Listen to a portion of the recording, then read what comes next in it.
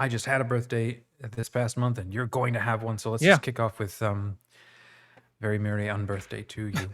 Hey, friends, welcome to the Dom and Gabe Show. It is Dom and Gabe, isn't it? It's not Gabe and Dom. No, it's No, Dom and Gabe. Yep. it's Dom and Gabe. Who decided that order? Age before beauty. Pearls before swine. Welcome to the Dom and Gabe Show. We are going to chat about New Year's resolutions. It's been a month in. This is right around the time when everybody quits. But funnily enough, or not, Gabe and I both have birthdays right at the turn of the year. I'm on the 15th. No, I'm on the 16th. And then he is this Saturday as of this recording. So what is that? The first. February 1st? Okay. So we really do kick off our years as a whole new thing. And if you haven't read the show notes or seen the show before, we are two young dads who work remotely, and we usually kick off every Monday morning recapping what we think and what's been going on, what we read or did over the weekend. And it's a cool way to sort of prep for the week. And we just talk about like whatever comes to our mind, whatever's interesting. So let's get into it. Gabe, welcome to the show. Thanks. Glad to be here.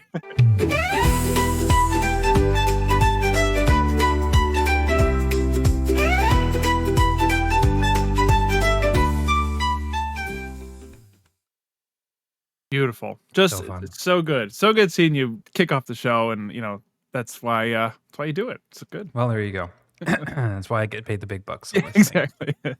So what we want to talk about is birthdays, and you had said something like, let's talk about the different ages of life and where we're both at. Now we're both turning 30. Let's also recap a little bit our New Year's resolutions and where they are or not, and maybe what's changed over this past month from trying to observe them. So that's kind of a cool 4-week check-in, and it's also 4 weeks basically since the start of this show.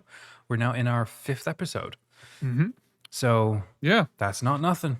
No, so far so good. Yeah, it seems as though we're remaining, or I think we are remaining strong on our resolutions and kicking those off. I know mine was in the zone of being true to myself, finding creative paths and doing those. So really put in effort to kick in my writing and push that, finish this book that I've been, it's been years in the making. It's been in manuscript mode for 2 years, 3 years. So trying to finish that. So chapter by chapter, finishing the edits, trying new things. We've discussed before, still doing cross stitch and playing darts now. Picked up darts with my son. Just little things, just little fun endeavors. So that has been good. And as Got far a history as with darts or childhood memories with I darts? bought a dartboard. When we moved to this house, it was a basement, so I'm in it's a basement office, and there's just a wall that is it's an half unfinished. Just a perfect wall. If you miss the dartboard, you're going into the wall. It doesn't matter. So I got a dartboard. I thought it'd be a fun activity to do down here, and so every once in a while, we come down. But turns out I looked online to see like what's the proper form. I'm doing it totally wrong. I'm not even Just like proper form? I'm just whipping it at the there board. would be, wouldn't there? Yeah, like if you see a professional do it, it's way different than what I'm doing, just fumbling around like almost falling forward. They like bring it all the way up, line it up between their, the eyes and the shoulder, and then launch it forward and follow through in a way. I guess I just never did it. The way they do it, if you watch them, it's impressive. Okay. And the way I'm doing it is not impressive at all. It's like watching someone play golf. I've never played golf. Yes. I think I've tried swinging. I don't even remember when. Something like that. And then you see how a professional does it and the beautiful sort of fluid follow through that they have. And then you watch somebody trying it out and how just amazingly stiff. Yes. Well, there's a place, I think it's in Florida. It's like a golf, no information. But the point is that there's a spot where you can see the swing rate or the swing kind of, what's it called, path of a professional. And so it's like a machine. It's a mechanism that has this club on like a I can't think of any words, on an arm, and you go their path. And it's so awkward to follow their path. Okay. Because the way you do it naturally, I don't think for like normal people, a natural swing is so different than theirs. That's just so odd. But yeah, it's not at all what you would think or how your body would think to move. At least mine doesn't.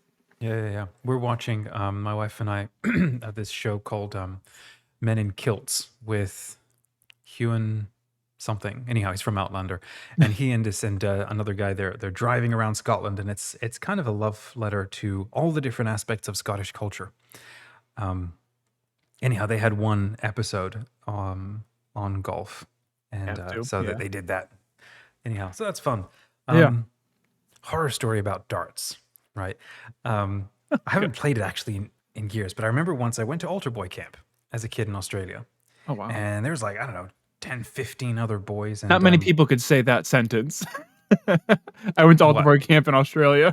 Oh, well, yeah, this is It's in so the cool. outback. Yeah. Okay, way in the outback. It's like, you could see the stars at night because there was no light pollution. So good. It's almost the power probably turned off. Like we would sometimes go to that town for processions. I don't even actually know why. There was some Franciscan community there. And I remember we would go on processions walking through this little town. And if you told me it was a dead ghost town, I would have believed you because nobody came out of their houses. Oh, wow. And everything was just like baked dry and blue-tongued lizards and Yeah. wallabies and all that stuff. Goodness Anyhow, gracious. so it was one point, it's time for bed, time to be heading to bed. And we, in our room, I think it was actually right above my bed, there was a dartboard. So of course we're all playing darts. Got Well, it. Yep. I was a snot-headed stickler for rules, right? Because that's how I got brownie points from grown-ups. And when father came by and he stuck his head in the room and he said, "Hey boys, time for bed." This is, very my radical traditionalist days, right? Yeah. So he's wearing the soutane, the big long cassock, wow. black cassock and stuff. And he comes walking through, he says, "All right, boys, time for bed now." And then this other boy who was this, I'll never meet him, so I can say it, weaselly, rat-faced, sharp kind of a kid, okay? And he's still throwing darts. And he's like, Yeah. he was the rebel I wish I could have been, probably. It's probably what was He's going in the on. comments, Dom. So that's how you feel. Well, just wait the next 30 Yeah. seconds, buddy. So I got up in front of that dartboard like a checkered halo behind my head, right? And I'm like, okay, time to be done. No more throwing. And he's like, "Get out of the way. I'm going to throw." Now, I had big aviator glasses on, right? And he's like, "Get out of the way. I'm going to throw." I'm like, "No, you're not. way. Who are we kidding here? I'll call your bluff. It's time to be done. We're supposed to go Yeah. to bed." He threw it. Now, these are the old school darts, okay? These are like steel tipped darts. heavy. Sharpen. Okay. This thing flew across the room.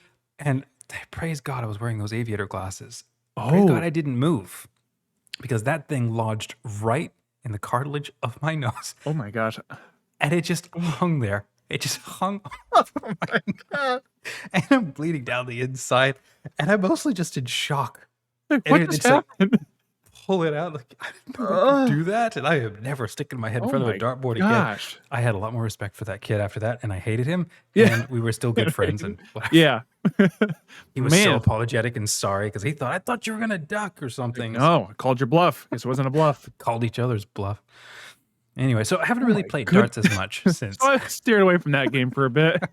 I should probably pick it up though. Well, that makes sense. Oh my gosh. No, well, not like that, but the other day we were playing, so that is wild. And I threw the dart and I was a little too close and it bounced off of one of the metal like dividers and came right back at me and almost hit me in the foot. So that almost but I never had it lodge into my cartilage of my nose. Yeah, those moments like those target shooting. I know it was with a 22, but you hear the bing and it goes off the target and then it bounces off your shoe and you're like, wait, that bullet was supposed to be over there. Like, what's it doing? Oh gosh. I remember All right, when we got go ahead, sorry. BB guns. We got BB guns as kids. We had heard. I don't even know if this was true or not. My cousin, they got paintball guns, and their dad says, "Hey, before you shoot these at other people, I want you to know how it feels first." So he got stand out there and show. Whether it's true or not, I don't know, but that's what we held true. So we got BB guns. Sorry, airsoft guns, not metal, the plastic. Okay. Yeah. And we said, "Hey, like our uncle says, we got to feel what it feels like." So I got a shotgun. I got a shotgun, 3 bullets per shell. They're all airsoft. And I did my little brother. I had him walk out like 6 feet, which is not far at all, and shot him in the back. Ah! And he goes, "What did you do that for?" I was like, "We got to know how it feels." He's like, "Yeah, but it's your gun. You didn't get shot." And he never shot me back. So I don't know. It's just He just had a Oh welt on gosh. his back for no reason, but he was a good sport about it. Oh, We you had a still we good still reason. You talk. wanted to shoot him. Yeah, I know, Oh and it man. because later we were talking about, last year, I think we were talking about, he goes, "I never actually got to shoot you for your own gun." I was like, "Well, that's how it goes." Rematch 30 years later. When we were Yeah. kids, we'd go to a homeschool co-op at the local parish. It was partly away from my mom, probably to maintain her sanity and co-school with other people, and then she could just focus on the little babies, and then another teacher would focus on us bigger rebels. Anyhow, at lunchtime we would always be playing like a cops and robbers game. We loved playing Counter-Strike Mm. at the time. And so we came up with very, very restrictive rules. You only had 6 bullets, and it was like one-shot kills or 2 Oh, maiming cool. shots Very would fun, kill. yeah. And that was it. And if you ran out of bullets, like that was it. You're out of the game, and everybody's tracking everybody's bullets. Yep. And so you're using tennis rackets or milk cartons as P90s. And my gosh, did we love that? Like we loved that game. Well, the funny thing was, this parish center was right next to the local Catholic school. And the parish priest loved everybody. And he was welcoming all these homeschool kids, come and be together, come to mass with us. And Mm. the local Catholic school could not stand us because look at all those little Oh. dollar bills walking around, not Yep. inside my playground. And, at least that's what I was told was the attitude. But anyhow, they Yes. never really liked us, didn't want to collaborate with us. The funniest thing was, I remember we would be really intensely playing a game, okay? And we would tell each other, the more seriously you take this game, the more fun you have. And so we would be just like our heroes in Stargate or just like in the Counter-Strike game, like you don't Mhm. deviate from the median and stuff. No.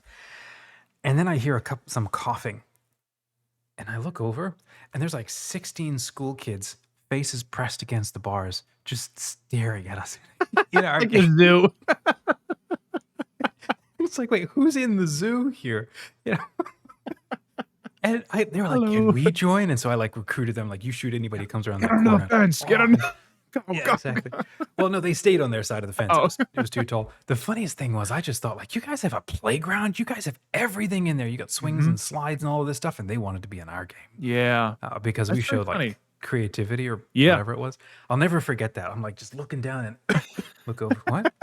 There's like An audience. 16 eyes. That was your 16 first time faces. streaming. You didn't even know it. Oh gosh, A live streamer. That is funny. Yeah. Man. So after all of that, you're now turning 30 this weekend. Happy Yeah. birthday. Thank you. I'm Yeah, about 2 no. weeks in now to mine. That's I right. got myself a little birthday present. Finally got myself a copy. Mythologies of the cool. Wild of God. Michael Martin's one of my heroes. He's Oh, a bit of a nice. firebrand. I'm hoping to That's try to get cool. him on the channel to talk about some fun Ooh. topics. But That'd be cool. it's a collection of his poetry that he wrote sitting in a deer blind, waiting for the deer to sort of show up. So it's Wow. very bit Very of a cool. mystic maybe himself. So it's kind of cool. So yes, you are now heading up to 30. Yeah. It feels How like have a you long time changed in the coming. last 10 years? How have I changed?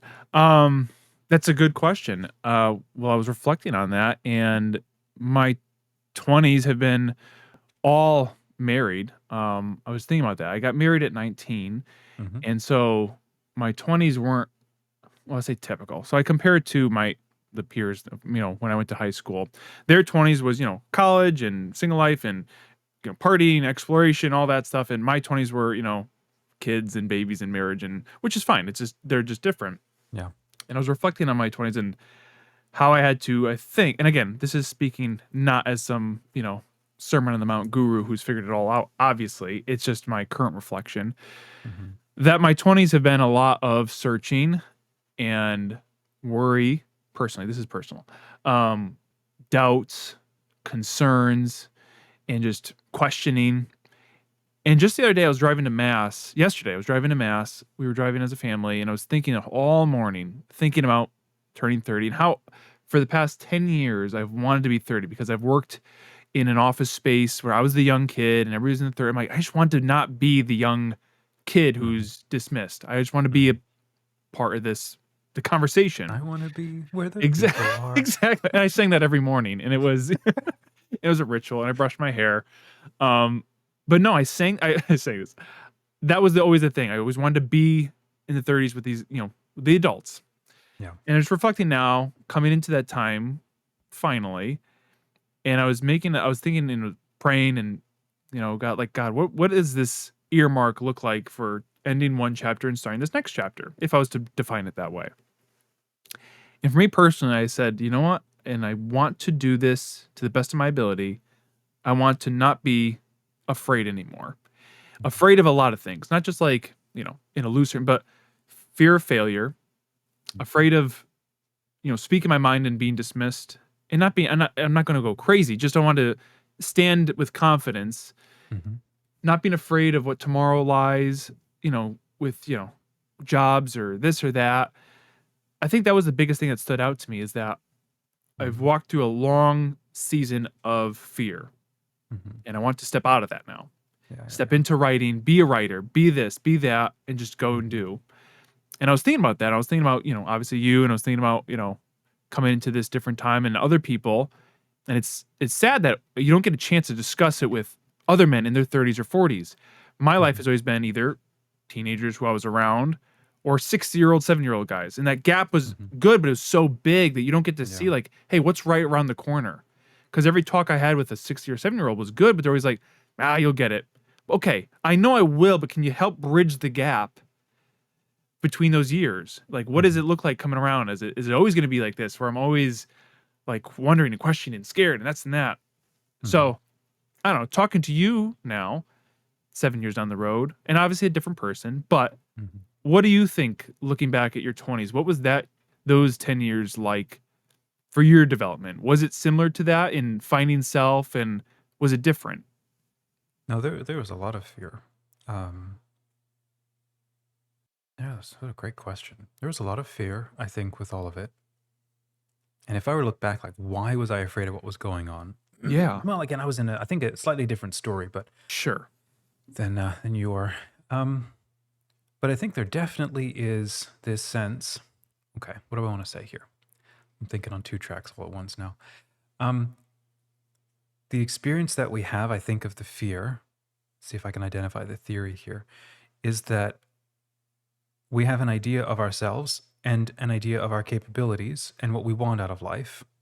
And then life happens. And then we Yep. actually have to meet life and realize that we're not leveled up as far as we thought we were. We can't deliver on all the promises that we want to. And we don't know what to do about that. And there's the point, Mm, it's like, you dive into the deep end, and at that sudden moment, your feet can't touch the bottom anymore because it's not the kiddie pool. Um, and at that point, it's who are you in that situation? Do you sink or do you swim? mm. Um, so the fact that we're here means we probably swam, Yeah. maybe badly, but Yeah. that's We kept our kind head of the above point. water though. Yeah. Yeah, yeah, yeah. I think the difficulty. So, like for me now, 7 years, down the line, heading into being 40, um,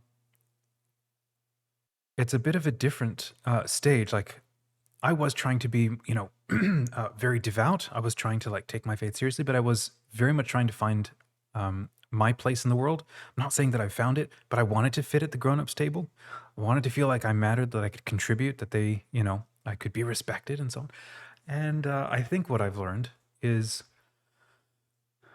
um, kind of funny. This came up to my mind the other day. I was talking with another young man who runs services, and I was trying to see if we could collaborate. And then I realized he was exactly what I was doing 10 years ago or 7 years ago. And I did not realize where he showed up, or I showed up, right? He showed up to me with a modicum of talent. Like there's some potential skill there.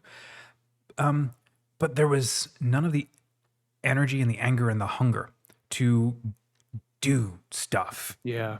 There was there was a passivity still going on. There was a hope and an expectation that the great candy slot, gumball machine of the universe is going to drop things into your lap, and you're not going to have to really bust every muscle and flex and stretch to try to meet Yeah. this universe.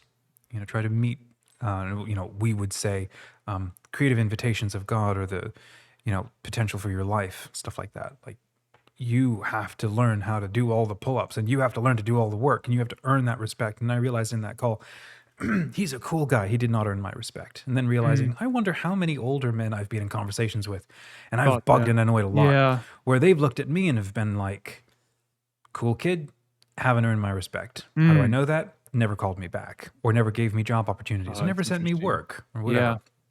Whereas people where I do respect them, I'll send them referrals, or, it's like, you've Yep. proven something to me, or I want to work with you, or something like that. So for me, I think looking back at the last 20 years, I had to go through. I wish there was a way to get around it, but I don't think there is, because it's like you just have to go through the grinding boredom of figuring out everything, and Yeah, there are no answers. Now, it does become a lot easier when you have a friend, and maybe the learning process becomes a heck of a lot faster when you have a loving, friendship that can help you turn your attention to things more quickly. Because when you're yeah, trying to figure this stuff out alone, that's true. and 9 times out of 10, you don't have a loving relationship with yourself, because you have your parents' relationship to yourself as the way you talk to yourself, or your guardian, or whatever. There's this book I'm reading right now by Chris Voss. Darn it, I can't remember the name. I think it's not Get to Know, but it's like, Never Split the Difference, I think is the name Mhm. of the book. He's Okay. a hostage crisis negotiator, amazing guy. Anyhow, as I'm reading this book, I'm just getting this sense that emotionally empathetic and emotionally mature people are not only able to get an edge in conversations and get what they want. Mm, That's a byproduct, maybe, yeah. because actually good people who are emotionally mature and emotionally aware and so on are actually able to help you label and diffuse the difficulties and the sadness or the anger or whatever it is going on inside you, because most of us are unable to actually do that. We just are in a feeling, we're in a thing. It's like, actually, grown-ups and children, like my little one, like she'll get like immersed in a feeling, and Oh, yes. there's no sense of an identity or a person that is experiencing something. It's like, no, I am This, anger, yep. I Mhm. am this Yep. disgusted depression or something. And for a grown-up, we can look at that and go, you are welcome, but your behavior is not. Like, what are you talking about? Yeah. I am my behavior. Yeah. Um Yeah, that's interesting, yeah. so I was, reading this book and like listening to his TED Talks and whatever, and just realizing, man, this is something that we do for each other. More emotionally mature people, we go around and we do this to others. We help them discern, when you label somebody's like negative states that you're perceiving, you actually, when you label something that's going on that's negative, you bring it to light, and that defuses it. Mm, Which is just, it's yep. just funny. You don't actually, by putting attention on it, make it worse. You Yeah, defuse, you pull its tooth, you take the sting so out. true. And then when you label positive emotion, they get even stronger, because you feel like somebody actually sees you and can mirror your inner experience. And like my inner experience, you not only see that, you're going through that too. That's, and then stuff happens a lot faster, because you now don't feel like it's just me against the world and I'm Mhm. trying to guard myself against everybody else. So that's a sort of a side quest. Um, I think that I wish I'd known how to, or I wish I'd had friends during that time, but I was too stuck up and I was too stuck in my own head and very elitist and whatever. And I didn't know how to not be that kind of a person. It's Yeah. how I was raised. I had to learn that sort of the hard way. So Mhm. maybe it took me a long time, and it could have been a whole lot shorter. Now, all right. So that was a whole lot of, I guess, theory and advice. But I think, to come back and answer your question, yes, I think there's an unavoidable amount of sort of grinding Yeah. boredom. There's this prayer that I once read, or I learned, that when you ask the heavens, like when you pray to the heavens about what to do, the heavens fall silent. Mm, Because it is in that moment that you're now not in the kiddie pool. Who are you? Can you handle it? Because if you can't, then you need to go back to where you were, yeah. and then more slowly level up, perhaps, until you can. And now I think you and I both feel like we're in a slightly different place, and maybe not what we expected. So go No. there. Like, Yeah. Well, what are you that thinking? that falls in lines with something that I've just recently heard, and not for the first time, but again and thought about, is God's permissive will and what God allows, and that's always been intriguing to me. Of what's God's permissive will and what's His other will? His Well, it's his, I um forget the name, but it's where he yes, desires that something exactly. does So happen, like actively. yes, and I've always been, on the one who trying to do the right thing, just want to do what is right. Don't want to do my 20s right. I want to figure it out. I don't want to mess up. I don't want to do it right. And it's so Mhm, interesting now talking about in this way, because it makes so much sense looking back. Like, you just had to go through it. mhm, Whereas every single time I'm trying to fight this wave, mhm, think of like a surfer, like Peter Kraft, he's always he's a surfer, philosopher. You don't Mhm. fight the waves, right? You ride them and you learn how to go with them, and you swim out in a way that makes sense. You don't fight the waves. You can't. You have to learn how to go with them. And I'm thinking about that with my life and how, and just you said, like, again, like with your emotions, all these things we continually try to fight against. And I think the fight starts getting won once you start learning that you're not supposed to be fighting them, if that Mhm. makes sense. Mhm. And I like that distinction, even for a child, but even for someone, an adult, you know, dividing your emotions from self. You're not, even though you feel something, that's not who you are. That's not what that reality is. Mhm. And even going into now, this week's challenge for, that we've been going, be a man who lives as a beloved son. One of our friends, Chris, he has such great insight and wisdom. And his one thing is that he said, whenever you have a moment of stress or frustration, he pauses. And that's what we're trying to, I've been doing this daily. You say to yourself, so like, so let's say you just yelled at your kids, not great. We're human, we're flawed. You say, I am still God's beloved son, and this does not change that. And that for me has been monumental in shifting my focus of my relationship with God. There was Mhm. a nun, I forget her name. She was at a Sikh conference, and she says how much of her life she was acting like God is this coach she was trying to impress. Mhm. And I said that resonated with me so much, Mhm. because that's what, especially in your 20s, you're just trying to impress the world, just trying to make Mhm. a mark, saying like, I am valued. Mhm. But then once you get to that point, when you realize where your value comes from, you stop playing this game of, hey world, look at me, look what I can do, look what I can do, look what I can do. And you notice that when you're at a table of like, well, you know, emotionally stable adults, they're not being like, look what I did, look what I did. They let their work speak for themselves. They know Mhm. where their value is. They can do this, and they could leave this conference room without having to impress anybody. They know exactly where their value is. Mhm. And I envied that. And I thought, oh, to do that, I have to show this or that. But there's so many things of what you said, and what I, thinking about God's permissible, letting things happen, and just kind of going with the flow, like getting out of our heads, really knowing where our value is, and that Mhm. kind of changes Yeah. the rest of Yeah. the rolling, actions you do. Yeah. I haven't slowed down to go back and look at that challenge. I mean to do that today.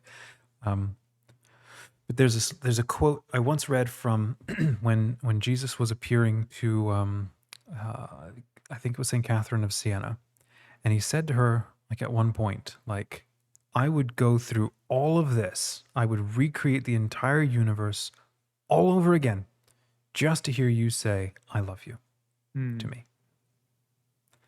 And I'm thinking, like, how many billions and trillions of years and how much work and how much heartache and then everything that has happened. And he's like, I, I just want to hear that from you again. Yeah. And it's like a child. Like when a child Mhm. walks up to you and goes, I love you, daddy. I love you, mommy. And you feel that sort of flush of like, oh, doing something right. And I like this. This is Yep. beautiful and stuff. And I do it all again just for you, right? To have a God who acts that way. Um, so I try to think about that one. Yeah. And to Yeah. know, like, deep down, think that's the thing that always hit me, is to know that that love never changes. Even Mhm. though I've known that and heard that since, childhood, that, God's love is unconditional, but to really understand that, for me, it was always been a hard thing, that, yeah, God loves me, but sometimes he's Mhm. not, it's like always like a wagging finger, or he loves me because he's Mhm. obliged to, because he created me. It was always very conditional. To know that no matter what you do, no matter how far you run, he still loves you.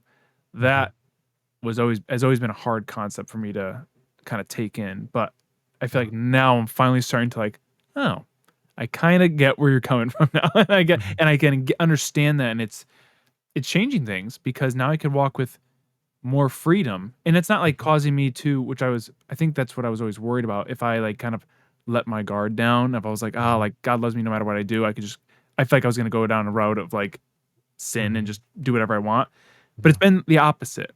I Mhm. feel like I've been drawn more towards doing the right, and knowing that I don't have to walk in this tight wire anymore. I could just Mhm. go, and Mhm. it's almost like a pulling now versus like a running from hell. Do you know what I Yeah, mean? yeah, yeah, It's yeah. yeah. I mean, it's like I remember being a kid, right, in the checkout aisle in Australia, and seeing these bags of M&Ms and like promising myself, when I grow up, I'm going to, pour 6 bags of M&Ms in a bowl and eat it for breakfast, right? That's what I'm gonna do. Yeah, Like, this 'cause is I the can, best I yeah. can. Yeah. And then I end up becoming an adult, and I'm like, man, that's sad. I don't even want to do that anymore.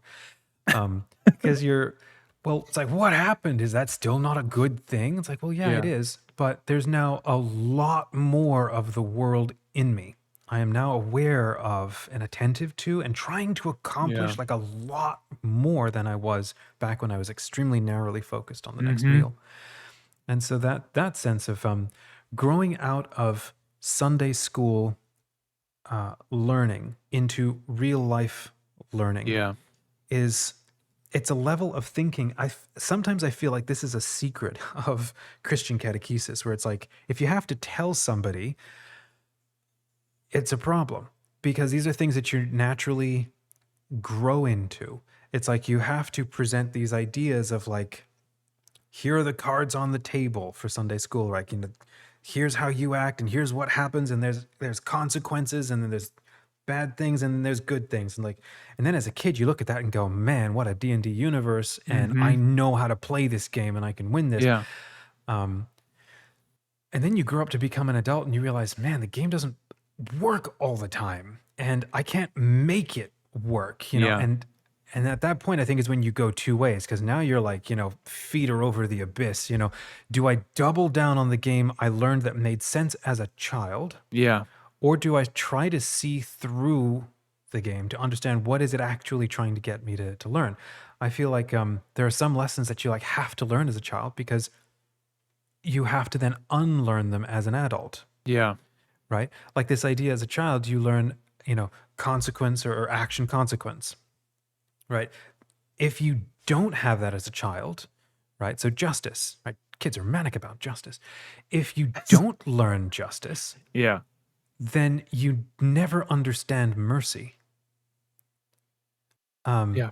and so if you raise kids in a completely inordinately merciful environment, and I say that because I don't think it's good for anybody, or especially for kids, you raise them in that environment and then they grow up, they invariably become narcissistic, um,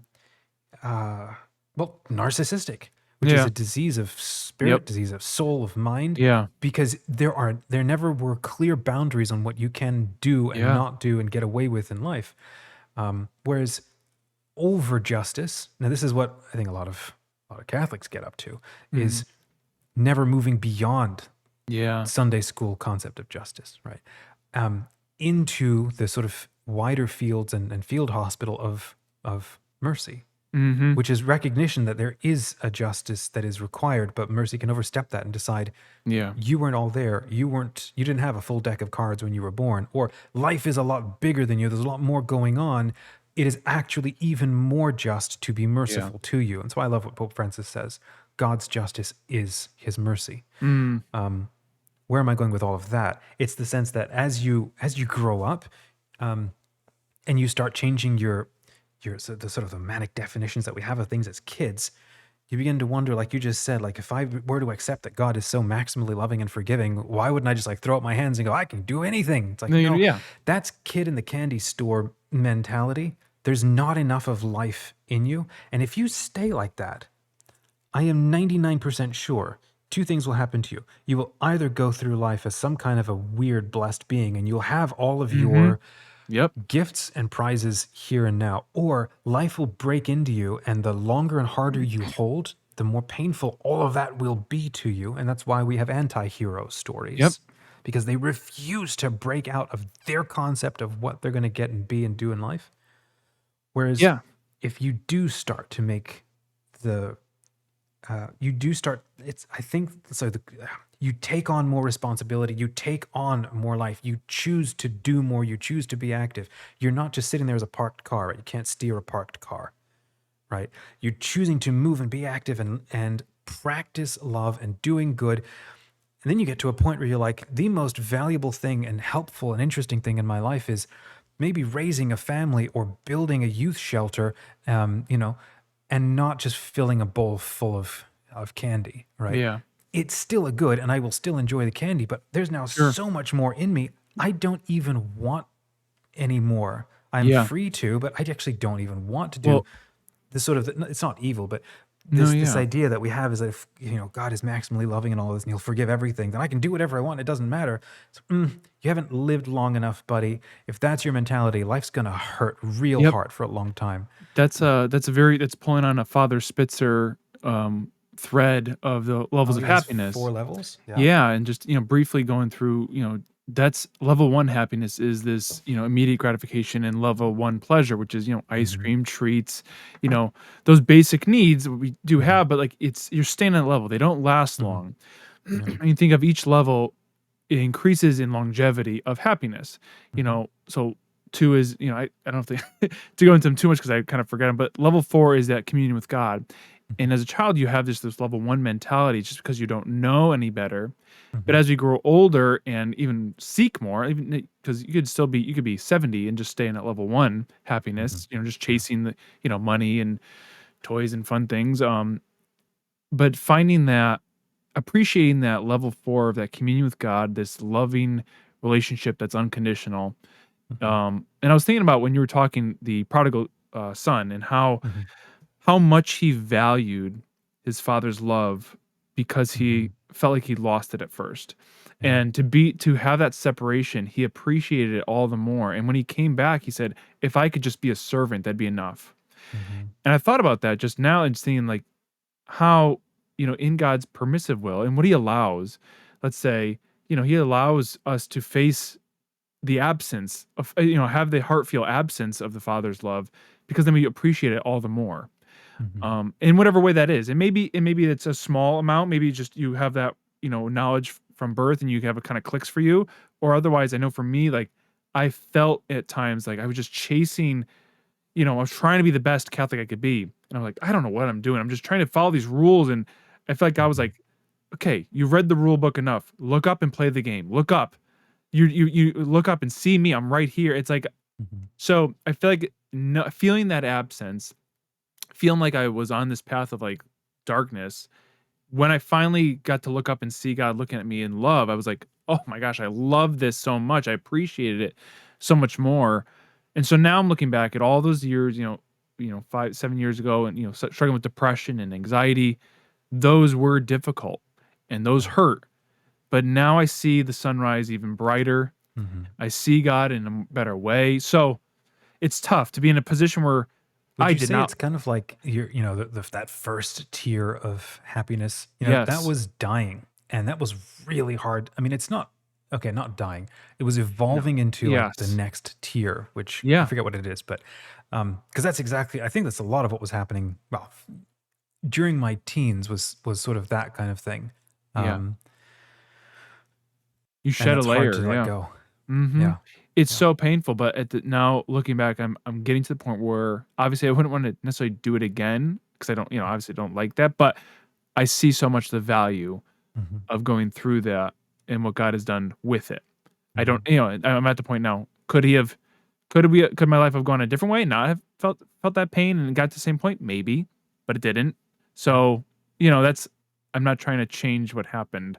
I'm trying to look back and be like, "Okay, I appreciate that because now I have a better understanding." yeah, yeah.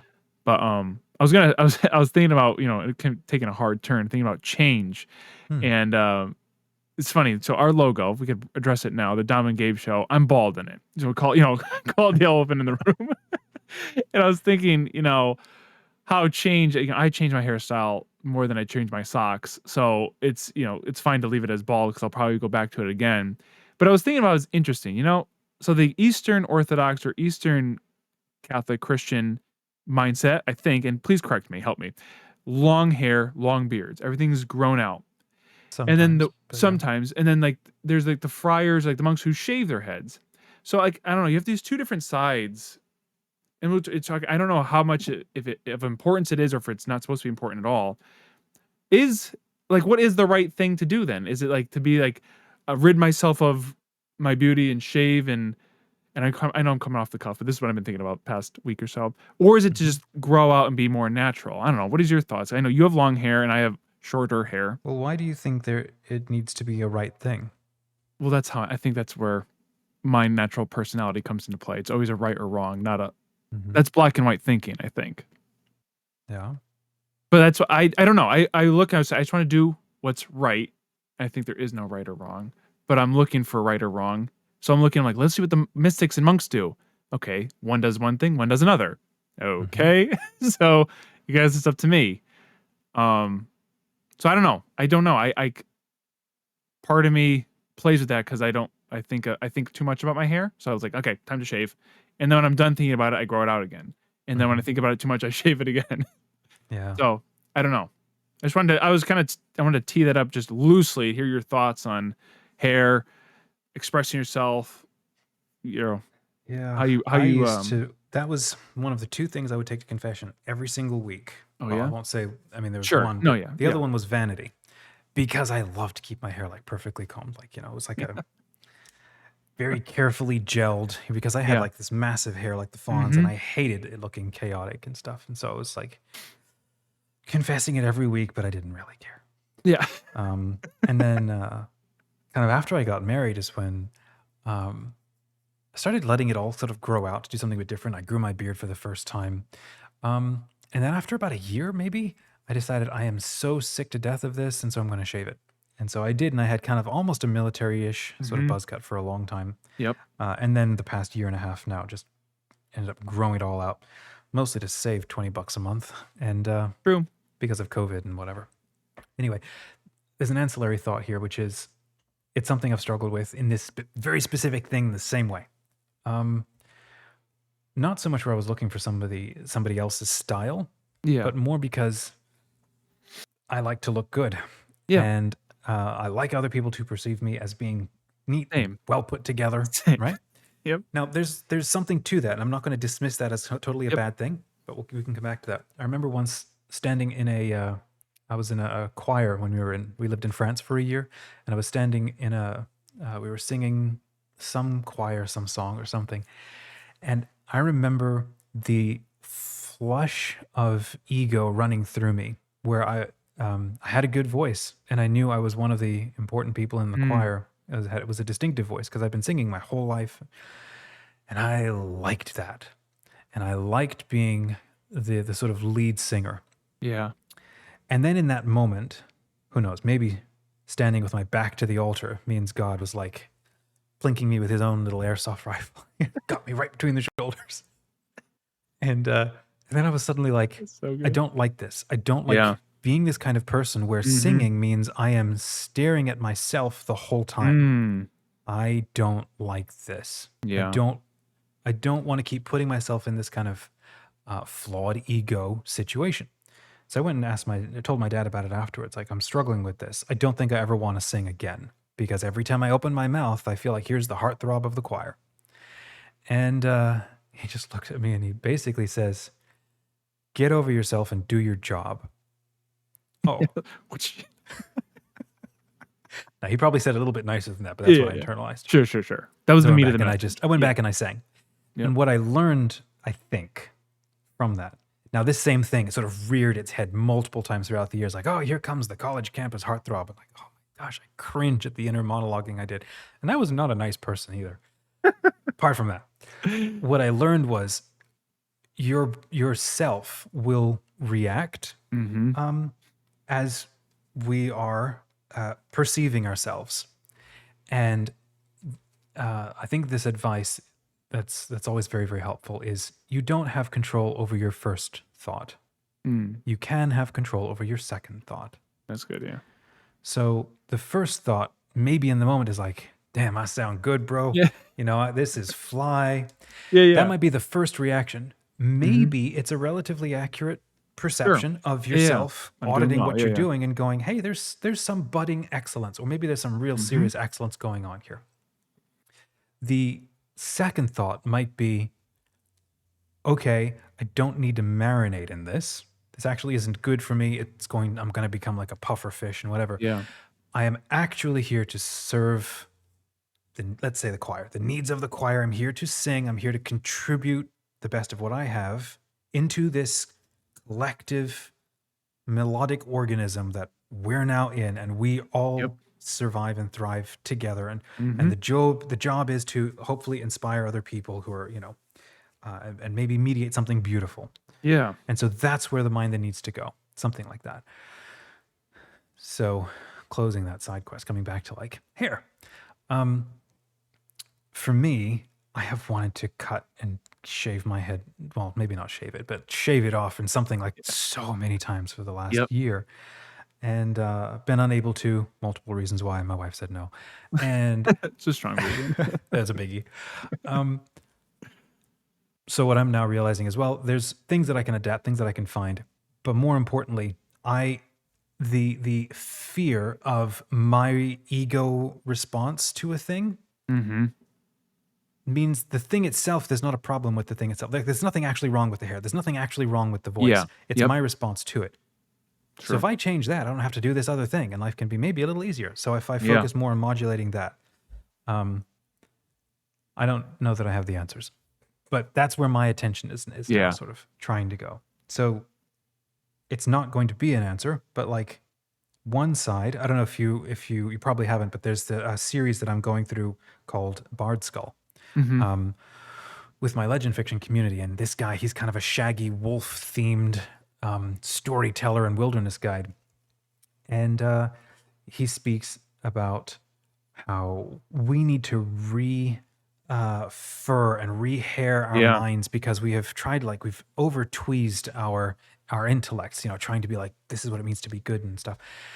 And he's like, there's this old idea, and I don't know if it's true or not, but it's an idea that when you have longer hair, it's like antenna, right? You're more in touch with the energy and the environment and the things that are around you, and that's why some, not all, would grow it out when they were involved in the wild a Yeah. lot, because it's a natural thing that the body wants to do, is to grow this hair. And then you go the other side, and it's like, yeah, Egyptian priests, right? Shave everything off to be absolutely immaculate before Mm-hmm. their divine offices, in serving the gods. And then some monks would do the same thing, shave everything off except for a tiny tonsure, Mm-hmm. around the head to indicate, hey, everybody, I'm doing a weird thing, and I'm prepared to look weird. Yeah. you know? Exactly. Maybe it's like a crown. Yeah. Maybe it looks like a weird chin strap sort of around your forehead, because I know you're Halo thinking funny. jammed on your head. It's sort of a halo thing. It's like, this is a mark that, Yeah. I'm going to draw your attention, apart, and yeah. I may not even like it. Mm-hmm. Until it became cool, and then everybody was sort of Then doing you it. And then, stop, yeah. then the knights were like growing it up big and thick and like shaving a little bit. It's like, I don't know. So all of that to say, maybe it's not the actual hair. Maybe it's a matter of like, what is your state in life, Yeah. and what do you want to communicate? Yep. That's That usually might what it be is. more Uh-huh. where the thought goes. So, question then back to you: what is it that you would like to communicate of yourself to somebody Yeah. else? It's funny. And We were hair is a part of how you do that, not just clothes. Well, it's funny. I was talking about this with my wife. She was asking, we were talking about this. And I like tattoos and I like different things, and I have a few. And I think the thing I would like to present, I grew up, so from, birth to the high school, same style, like, clean cut, same comb over it, little hair, dressed the same. Mhm. And I only started to reach after, high school, and when we got married, I started like pushing that and like kind of doing different little things here and there, growing my facial hair out for the first time. And I think the message I want to put across is that I don't like to be perceived as something and then just being like, okay, I know all about this guy. No need to ask any further questions. He's this, he's this closed-minded, prim, proper, preppy guy who's whatever, who has these thoughts and these things and that. But for me, I'm not that. Mhm. I care to think of myself as very open-minded, love to discuss literally anything, even if I disagree with it, I'll still discuss it. So I like the idea of personifying kind of like this duality of, this exterior of a certain persona, but an interior of another persona. And so Mhm. that's why I like, and for many reasons, I like having tattoos for many reasons, but I like how they look, and I like that it just opens up a door that it usually that before was closed. Now again, Mhm. that's just one layer of why I get them. I get them for meaning that I find in them. But Mhm. so when I think of my hair, in my facial hair, there is times where in life I'm like, I just need to let go, and then everything grows out. And then when I feel like I got things buttoned up, I usually shave it. So that ebbs and flows. But it's this Mhm. overall persona that I want to be this kind of book that is this is, and maybe this is, egotistical, but like this book that you want to read and not just Mhm. dismiss just because like I know this Mhm. what everything's about. Because I like a book when you pick it up, it's like I like what I see, but I don't know what it's about in a good way. Mhm. And, like this book I just picked up right now, it's called Air, Heir. I'm reading it, and it's this lone person standing on a hilltop, and it's like you kind of know what it's about. You get a sense of like royalty, taking on inheritance, but you don't know what it's about Mhm. really. And so it Mhm. really pulled me in to want to read it. I think if I was to be, that personified, it's Mhm. like, okay, I kind of get a sense like you're approachable and, that. But so I think that's Yeah. what the vibe I would like to give off. Yeah. Yeah. I've been. Mm. Well, we need to start to wrap because I would want to go on to talk about other stuff, kind of like that. Um, I think a thought might be is human culture has kind of lived long enough that every kind of look has been done and is enculturated somewhere. And then Yes. when you live in maybe the first world west, love it or leave it, there are cultural expectations Yep. around how we like to play different games in our culture, games of success, games of like this and that. Hmm. And finding out, where the gray zone is, so that you can bring in that little extra creativity or Yeah. self-expression. And there's plenty of us who like, hell, I don't want creativity. I need to know exactly the right thing to do, and so I can buzz cut my way to success. And there's people like that, and there's that you and I aren't exactly like that, and we play more in that gray zone. Um, I think that there's a matter of how much we're prepared to tolerate about what this outfit and haircut and posture Yeah. communicates, right? And just thinking about like you're talking about tattoos and struck by this thought, well, what if a habit is a tattoo across time, right? Do I actually identify with that? Do I Mm, want to be branded or to look like that or to yeah. be perceived, or do I actually want to be communicating that? Because like once a tattoo goes on, um, It's there. well, it's there, and you're either hiding it or you're showing it. And it's like, huh, Yeah. well, habits are kind of like that too. They modulate our behavior over time and they create Mm. impressions. It's like, do I agree with all of the tattoos on my life? That's actually an interesting. I like I don't that. know where I'll that goes. It's bookmark kind of that. weird. Yeah. Well, let's start wrapping up with it's been 4 weeks. We're in our fifth Yeah. episode, and we started some New Year's resolutions. Um, I don't even know if I remember all of mine, because I I have was way too just- many. I was gonna say- So I'll That's go what I was first. I gonna say. have not kept up with writing. Yeah. I've had a load of other things on my mind, trying to start, keep growing my side projects and side hobbies. The goal being, I need to get those to a point where they're generating income, uh, not just passively, but like there's a strategy, there's a plan and a Hmm. pipeline, something like that. Yep. Until there's that space of safety, I'm unable to to put my creativity into writing stories, and so that story creativity is being put to this, and it also feels rewarding, and it creates opportunities to collaborate with other people, and so that's also a good thing. So that's a loss I'm prepared to take. Now for me is not the right time to be doing that kind of creativity, Yeah. something like that. um I have kept my desktop wallpapers black. My phone is still basically blacked out. Yep. um I Same. have noticed over this past month from following sort of this whole thing, I think that my social media use has gone down, and my creative stuff, creative output has gone up. So I've been putting out almost two episodes a week out on my own personal channel, and we've been now doing this for 5 weeks. I've Hmm. got a legend fiction show that I'm also doing, but doing that every week. We're gonna do our fifth episode, I think, this week too, and I'm still trying to get a team together to do it with Smart Catholics, but we did one. So the creative output and that sort of satisfaction of like I'm doing more and playing more in the space that's valuable for me Mm. um, is good. And I have continued with my sort of morning liturgy of the hours and morning rosary, and then I've added Sundays. I'll watch the live stream of the mass, Mm. which I haven't done that for years, and I semi regret, but not doing it. But it just wasn't obvious to me to do. Mm. And I've really appreciated doing that now for the last 4 Sundays. Mm. So I think I'm in a better place now, sort of following through with these things. So I can't think of many others, but those were some big ones that I wanted to turn into habits. Yeah. How about you? How do you feel you've been doing? All right. Some areas good, some other areas not. Um, Obviously the big push to be more devout in practices of spirituality has been up and down. Um, I was doing the daily readings in prayer time, but got lost along the way. I was getting so distracted because I was thinking about so many other things. So my prayer time changed, and I've been going for walks. So it's been good, but just changed it, which is fine. Mhm. Writing has been up and down. I've been last 2 weeks, or last week solid pushing to finish this book. It's not necessarily writing; it's more of editing, but still in that space. Mhm. Um, I think the the big thing I'm trying to do is creative stuff, which it's tough because I have this pull of creative desires and things that, like we talked about, like, supplementary income, and which we want to possibly do things for a camp one day, and just a kind of like little teaser. But so it's this pull between doing what I want versus what I should do. Loosely, like for the family, would be work wise. It's always Mhm. this tug of war. So, and then recently I went back to the gym because I want to work out and feel healthy and exercise. So it's just a map.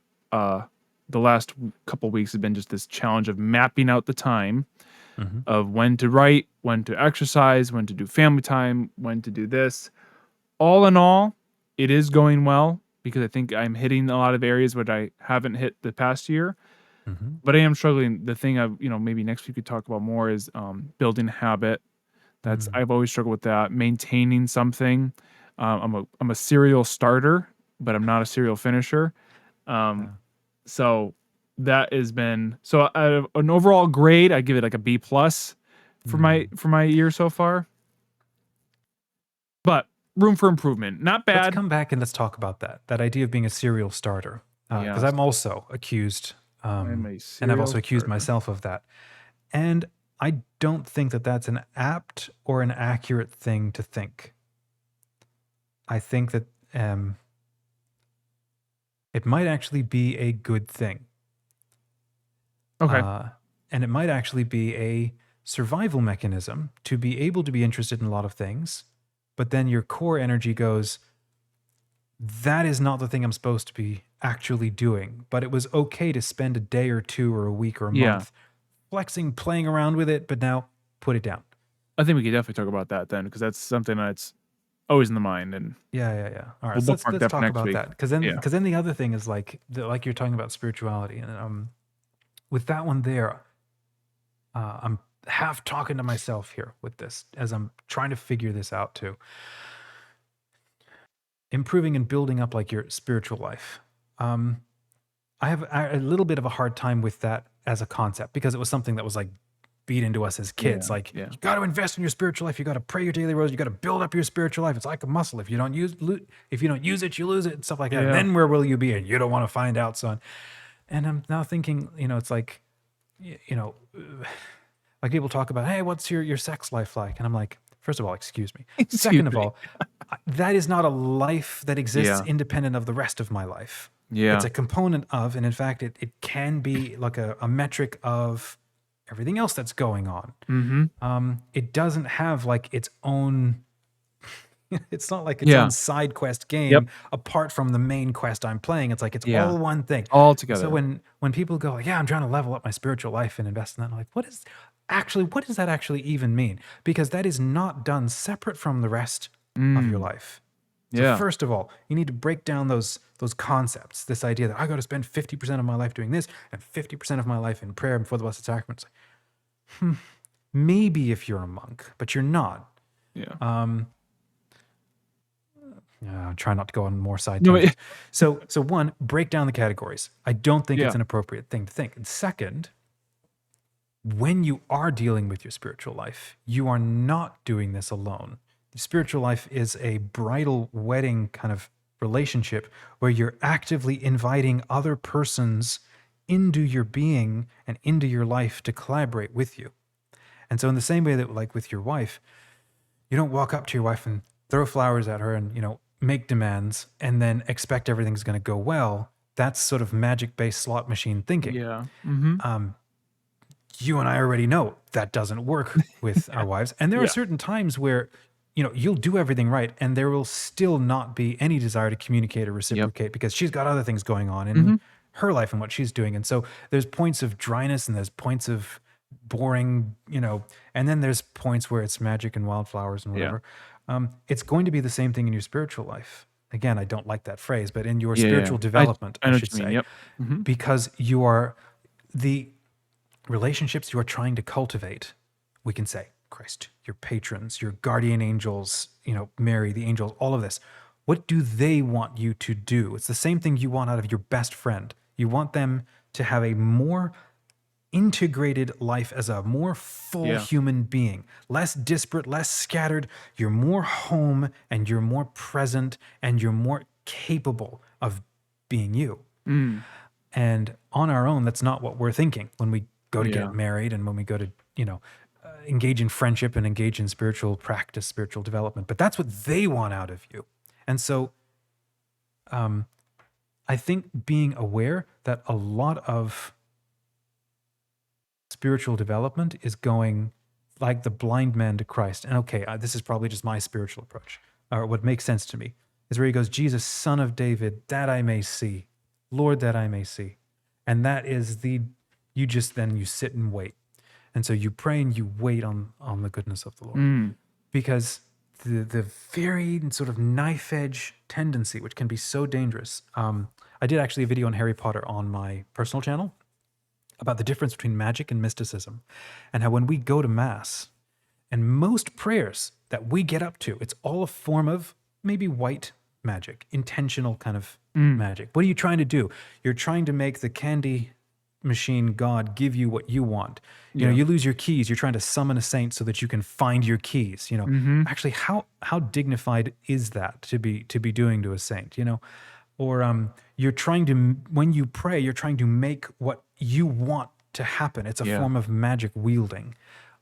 Is that actually an appropriate thing to do? There might be times and places for it.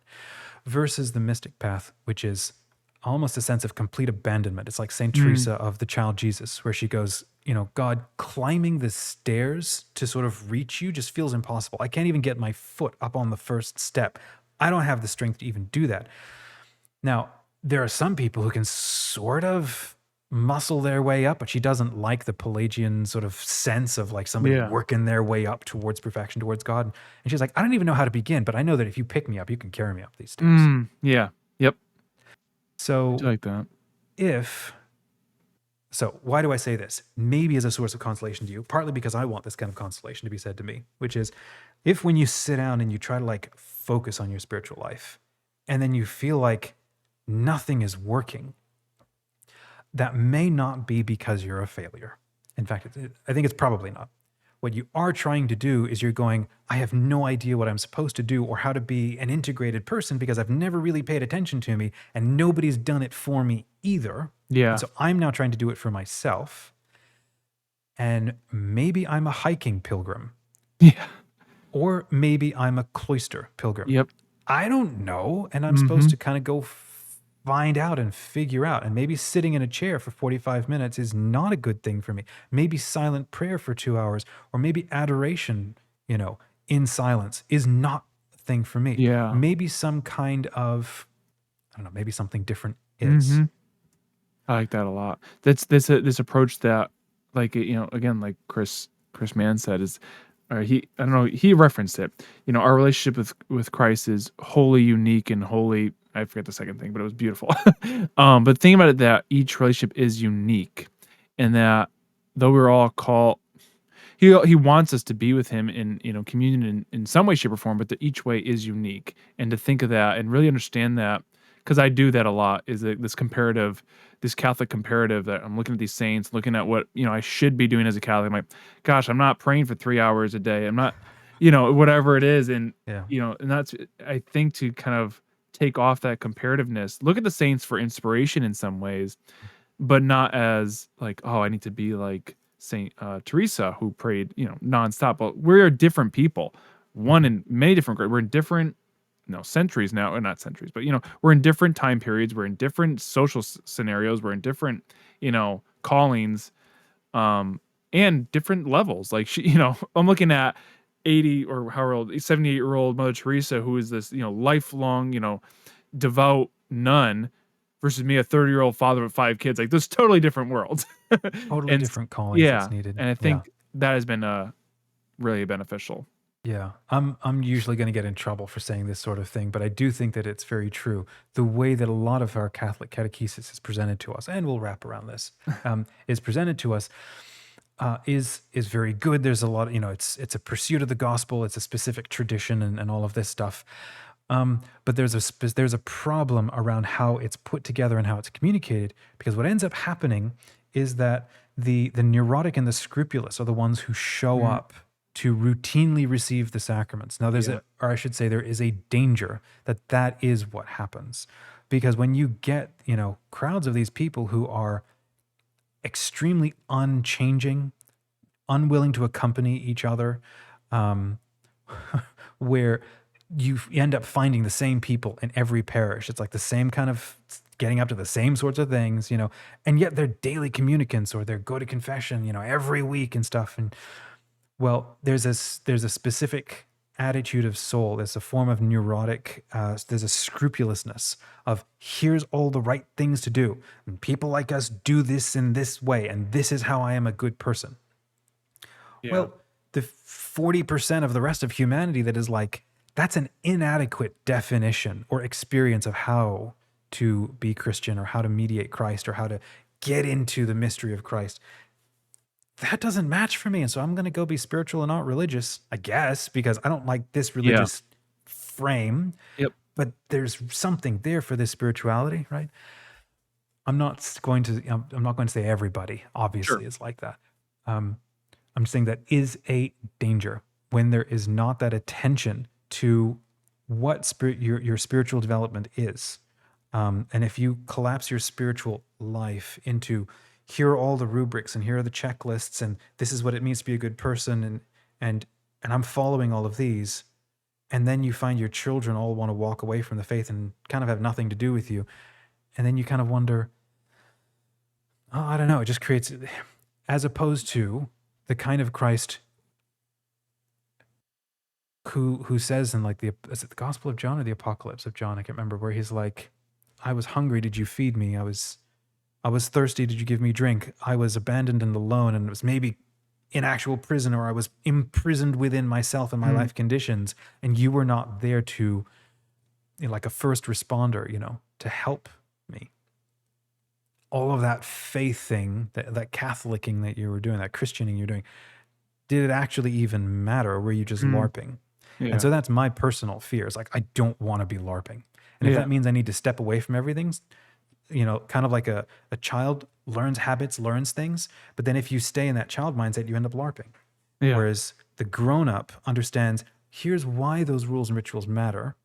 And now I can freely choose to enter into them. Mm-hmm. But I'm in a way already beyond the limits. Not that they don't matter, but that I understand what they're now trying to accomplish in me. And I'm focusing on that. Yeah. And that's when you start to become a grown up. Mm.